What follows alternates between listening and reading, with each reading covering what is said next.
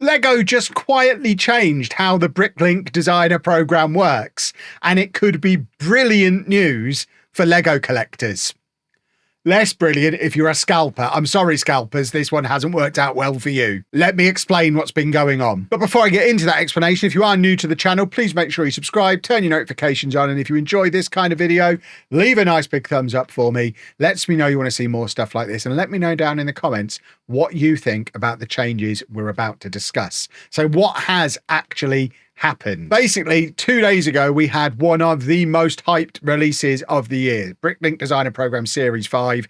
It included the most voted for set in the Bricklink Designer Program ever, the Adventure in Transylvania set. It was expected to sell out immediately, and at the time of recording, yesterday, so more than 24 hours after it's gone on sale, it still hasn't sold out.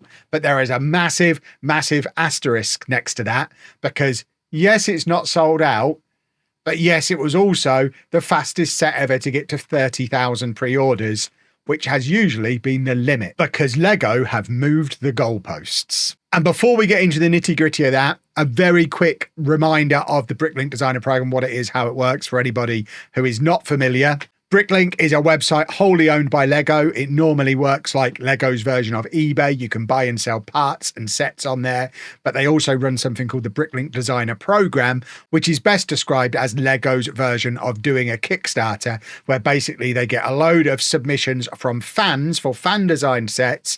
Everyone gets to have a vote on them, and then 3 times a year, 5 of them get put up for crowdsourced pre-order, and as long as they sell out on the pre-orders, they then go and make the amount of sets that they sold. They get shipped about 6 months later. We're 5 series into the current incarnation of it. There's been a couple of other versions of it in the past as well, and these sets are usually very sought after because there's only a limited amount of them made available for a short window, and if you don't get them during that 2-week pre-order period, the only way to get them is by buying them on the second-hand resale market. And I say 2-week pre-order period. Historically, there's also been a limit for the number of sets sold in that period, and that 2-week period has occasionally been like a 2-hour period. There have been some of the fancier castle sets on previous series that have just sold out within a couple of hours of pre-orders opening. So if you weren't there dead on pre-orders opening, you basically missed out. So what that environment has led to is resellers being there as soon as the pre-orders drop, buying the 2 that they're allowed to buy, and probably finding a way to buy others as well, even though it's officially capped at 2 per household. I'm sure there's some of them that have multiple households they can order through, but they order as many as they can the moment it drops, knowing full well they're going to go out of stock almost immediately, and then 6 months down the line, when the sets actually arrive, there's going to be a whole load of people who either didn't know about it when it went up for pre-order, couldn't afford it, went up for pre-order, or missed out because it sold out so quickly. So there have been times, multiple times in the past, where these Bricklink Designer Program sets, the moment they get delivered 6 months after the pre-order period, they're sold on eBay for double what they were sold for originally by Lego. Now, that's been less of an issue on the last couple of series already, because the old limit used to be 10,000 sets. It was raised to 30,000, and that has lessened the impact of the scalping to an extent. If you were to go onto eBay now and look for some of the Series 3 and Series 4 sets, a lot of them are selling on eBay for roughly what they were originally sold for by Lego. Obviously, further down the line, their prices will still increase, but it's not like the early stuff, like that awesome Lego modular store that they did, the construction site, the bowling alley. Some of that stuff is selling for more than double what it was originally sold for because there's so little of it in existence. So it was like it was a program that worked beautifully for scalpers. They could go in, sell it out quickly, and then flip it as soon as it arrives and make a quick penny on it, which of course meant that a lot of collectors and regular fans of Lego were missing out. So what have Lego done to counter it? They've added extra production capacity. It's as simple as that. That cap at 30,000 has been removed. And on a couple of the sets, again, at the time of recording, and this is still subject to change, but that Adventures in Transylvania set, as it approached 30,000, the cap was raised to 40,000. And as it approached 40,000, it was raised again to 50,000. Now, I don't know if it's going to go any further than that, but as I'm recording this, it's still not sold out. So there is the potential for, if that cap gets it's close again to keep increasing it. The other big popular set, the Tortuga one, the Pirates one, that's had its cap released to 40,000, and I think there's also been additional cap added to the popcorn wagon as well. So what it effectively means is that although Adventures in Transylvania hit 30,000 almost immediately, it never went out of stock because they just kept increasing the cap. The rumor at the time of recording is that that cap will be 50 and it won't go beyond that. But Lego might just decide to keep everything available for the full 2 weeks, sell what they can sell, because ultimately they're going to go and make the amount that they sell now. And I guess they have to have some kind of limit on it. Logistically, they probably can't make 300,000 of these. But if they sell 60 or 70,000, I don't see why they can't just get them made, even if it means some of them maybe get dispatched a little bit later. They're leaving money on the table by not doing it. So it'd be interesting to see how this does develop over the next few weeks, and also whether any of those scalpers who did get in early and were part of that original 30,000 sellout, it'd be interesting how many of them are going back in and quietly cancelling one of their orders, maybe just picking up the one set, hedging their bets a little bit as it becomes clear that the market is going to be absolutely flooded with these things. There's going to be loads of them, and they're not just going to be able to flip them. These are going to have to be long-term holds if they actually want to make a proper return on investment on them. It's also important to note that the limits per household hasn't changed. That's always been 2 per household. It remains 2 per household. The goal of this isn't about letting people buy more of these sets. It's about letting more people buy these sets, and that is a crucial difference. And big round of applause to Lego for identifying that and then doing something that directly benefits that. I made a video last month, I think it was, talking about the scalping issue, and Lego have immediately addressed it. I'm not going to say I'm completely responsible for it, but you are welcome, boys and girls. Because stuff like this does matter. It's an indication that Lego cares about the community. They see scalpers getting these sets, flipping these sets, making loads of money.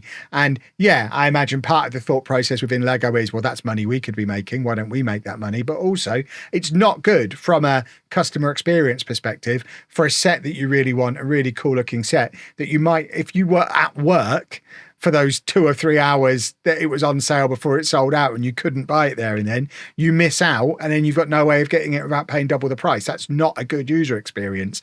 Whereas now, even if it goes out of stock, even if by the time you're watching this, it is officially finally out of stock, people would have still had the best part of 2 days. That should theoretically be enough time for anyone who wants it to go on and place an order for their own personal collection. So the right people are getting the sets, which is awesome. It's removing that artificial scarcity that scalping relies on. It's making sure the sets don't sell out instantly so everyone gets a chance to buy, and also making it so those resellers can't guarantee they're going to make an instant profit, which gives them less of an incentive to do it in the first place, which in turn should leave more sets available for normal people for longer. It's a perfect win-win solution unless you're a scalper, in which case, serves you right. Because bottom line, the fans who actually want to build the sets are now getting the opportunity to buy them, hopefully during that full 2-week pre-order period, as it should be. And on the whole, community reaction has generally been pretty positive. I put a TikTok out yesterday that's already got out to over 100,000 people, and it's almost exclusively positive reactions, people applauding Lego for making this change, a few people questioning why it took them to Series 5 to figure out this was the solution. But on the whole, it's been generally positive. There's been a few skeptical voices, a few people questioning whether or not it's going to affect how collectible these sets end up being, whether it's going to lead to Lego making less money overall if they don't sell out. I mean, I'm not a mathematician, but I think if they have 50,000 available and sell 48,000 of them, they'll make more money than if they sold 30,000 in the first place. So I don't think there's too much fear of that happening. But people are worried about the big billion-dollar corporation. And collectability of the sets, I think they just become like normal Lego sets as part of this change. So if you buy this set, keep it in a box for 5 years, it's still going to be worth loads. It's still going to be highly collectible. It's not affecting the long-term collectability of the sets. It just means that when these sets get dispatched in like October, November time, you're not going to immediately be able to flip it and double your money, which is good because that means anyone who did miss out during this pre-order period who wants one in October, November will probably be able to buy it at pretty close to its original price, which is a good thing. And obviously there has been one or two scalpers moaning with the, oh, no resale value, I'll give this one a miss. Genuinely, my heart bleeds for them. But in all seriousness, do we actually think this is going to stop scalping long-term within the Bricklink Designer Programme? Short-term, definitely. Big win for Series 5. It's helping real fans get their hands on the sets. Less stress, more access. It's a fairer system. Short-term, it's great. Long-term, it does raise a few questions. Obviously, if they don't end up selling out at that new 50,000 cap, it might discourage LEGO from doing something like this again. It might become a one and done. Well, we tried it, you didn't sell out, so we're just going to go back, and it becomes a thing we only get to experience once, which would be a shame. It could also lead to a long-term decline in interest in the Bricklink Designer Programme as a whole. If it turns out that even a small percentage, 20, 30%, if 20 or 30% of the sales previously were coming from scalpers, and I imagine it was probably higher, but let's say 20 or 30% of the sales were coming from scalpers who were buying because they knew they could flip them. Well, that's a whole bunch of people no longer buying the sets anymore, which is fine if they get replaced by genuine LEGO fans who genuinely want the sets. But we don't know for sure that's what's going to happen. And it could lead to the program as a whole becoming less popular, less profitable to LEGO, and maybe becoming less of a priority for LEGO going forward as a result. I mean, that's a very negative Nelly spin to put on it. And ultimately, I do hope it leads to future series of the Bricklink Designer Programme being far less chaotic and more inclusive of genuine LEGO fans. I would love to not have to be there dead on 4 o'clock, rushing through a busy website, making sure I get all my sets there and then, knowing that I can just turn up 3 days in and pick the ones I want and know they're going to be in stock will be a fantastic place to be.